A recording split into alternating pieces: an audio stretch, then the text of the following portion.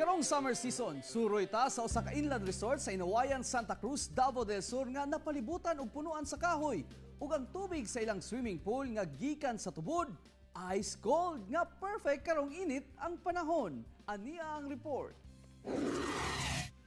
Pasulod mga 300 ngadto 500 metros gikan highway doo lang sa boundary sa Davao City ug Davao del Sur makita ang inland resort nga gipalibutan og mga kahoy.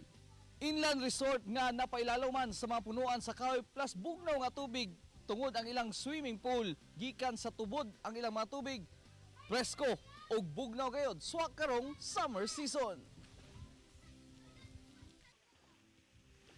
Yes, presko ang tubig ug bugnaw kayo nga daw ice cold water kay mismong sa spring sa lugar gikan ang source sa tubig. Nga atong kabugnaw sa tubig, super kabugnaw sa atong tubig. Wala pa gyud tay chlorine na pailaluman ta sa kakahoyan. Nindot pang family gathering o reunion karong summer season. Kay duna sila mga cottages o pavilion for celebrations. Busa kini magkabanay nga gikan Binugaw Turil, Davao City.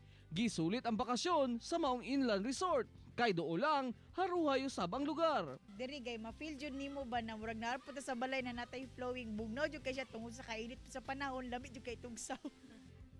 Plus, no corkage sa mga pagkaong dalaon sa mga mobisita. Entrance fee lang nga 100 pesos. Ma'am, ang presyo og corkage. Tama-tama lang po nato ang presyo, sir. Pilang entrance? 100 per head sa day tour, is 200 per head sa atong overnight. How about sa mga dagdag pagkaon? No corkage ta, sir. Relax and enjoy the place sa presyong pangmasa karong summer season. Happy summer mga kapuso! Kauban si Leo Arcahis sa kamera. Ako si Real Soroche para sa One Mindanao.